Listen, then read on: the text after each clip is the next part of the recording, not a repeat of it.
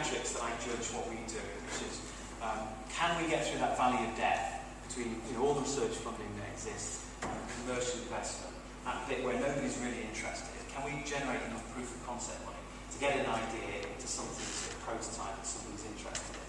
That's one. Can we generate income for the university? And the whole agenda now will be around commercialisation. Universities making more money for themselves. And it's not turnover, that's profit. And can we create more value in companies? So those are the three metrics. When we started trialling this more open, collaborative, online process of doing tech transfer, things started moving in the right direction. Now, none of that's the licensing income, so that's the money we get in from royalties, basically renting out our ideas. But if I project that forward, it starts to look more significant, and that's done on very, very proven projections. If I get more excited, I'm sort of working some of the projects that we've got, people who don't work for me that are leading on projects in this kind of virtual community that we've created. If I start to factor in some of that work, it potentially gets something much more exciting. Now, I'm cautious. I know there are people from media. I'm cautious about how I feed that back into these. I don't want to set expectations too high. But these are genuinely, serious uplifts in terms of performance. By the way, that we become more open and collaborative in the way we work. In this graph, the top line is simply a reflection of how the downturn in the market started to affect our spin-out activities through our traditional routes. We still do that, and hopefully that will turn around as green shoots show. But we've been able to book trends through, again, this sort of open, collaborative process of commercialisation by creating many more companies. And likewise with our proof of concept funding, because what we can do is we can engage people who are much more, being honest about it, much more credible than many of us in my team, including me, would be when we're pitching for money, because they're not sat behind desks in the university. They're much closer to the technology, much closer to the market we're talking to, and that's had a very significant impact on our performance. So my argument, I suppose, is this kind of, if you can tap into this intrinsic motivation by allowing people to remain autonomous, they don't have to come and work for you, they can do it in the style they want to, you'll probably get more out of it. You've got greater capacity. I've got an army of people working for me on all sorts of promises that I don't have to employ. They've got a greater skill set than I have. I've got, for example, quite mature ex-venture capitalists who've been working in that sector for many decades, who's working for us on, probably shouldn't say this goes out about a sort of ridiculously low day rate. But he's interested. He's interested in the opportunities that we throw out, and he wants to keep a hand in, and it leads to new opportunities. So, greater skill set, greater connectivity. All of these ideas, ideas are dangerous. They don't have any value until you get some market pull. And again, people working in a tech transfer office in a closed environment generally don't have that connectivity to the market. They don't have that pull.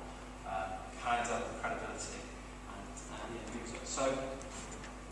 That sort of touches on this, I showed the Dan Pink talk earlier, this was how Scientific American put it.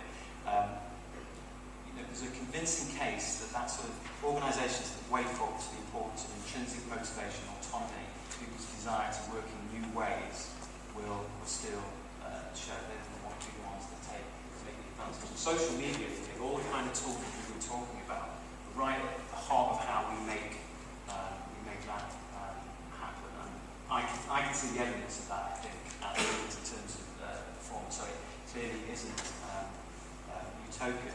And that begs sort of an important question for me, which is Jackie refers to the fact that I sit on the council of the Association for University Research and Industry. I've been involved in the Institute of Knowledge Transfer as well. Most of my life I've been trying to kind of work to professionalise the profession, kind of lift it up and give it a certain status. And I'm always thinking, well, maybe that's not where it's at. Where it's at is we need more amateurs. We need to break down walls. The reason I use this slide is it's a pro-am boxing match.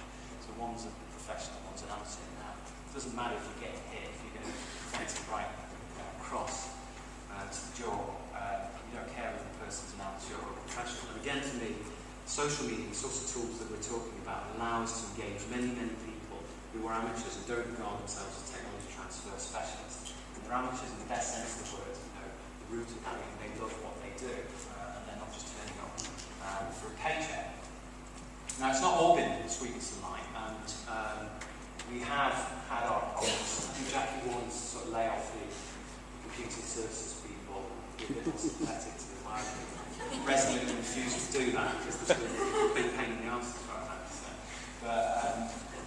But it has slowed us down, but things will change, and that's a reflection of the fact that there's a good side of irrationality. We're not all motivated by a quick buck. There's a downside of irrationality. People won't always see a good idea when they see it, but try not to be too negative. It is a long haul. It takes a long time. We've seen some very quick wins by introducing some new principles and processes at Leeds. That draws on all sorts of body of innovation thinking and sort of psychology and all sorts of things. But it will only scale up and it will only work when we embed it fully in our online systems, because otherwise it's just too complicated.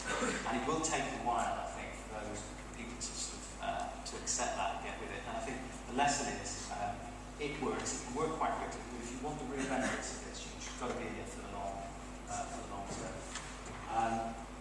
Otherwise, I think we will hit a wall. We'll be able to recruit an army of people so big, and we'll get a certain uplift in our activity. We'll be able to engage them on a mixed model, extrinsic and intrinsic reward, but we'll quickly hit a wall. And it's only if we take that consistently online, using the collaborative tools we've been talking about, that we'll get a real benefit.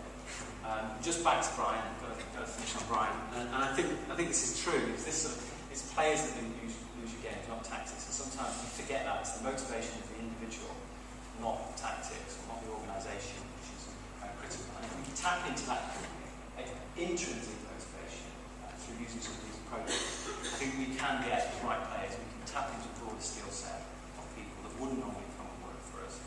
We can engage, we can get them more motivated and more engaged using this intrinsic motivation. So that's kind of the lessons learned from the project I've spoken about, the way we started off thinking about this. That's the most interesting lesson learned for me, this whole notion of how do you allow people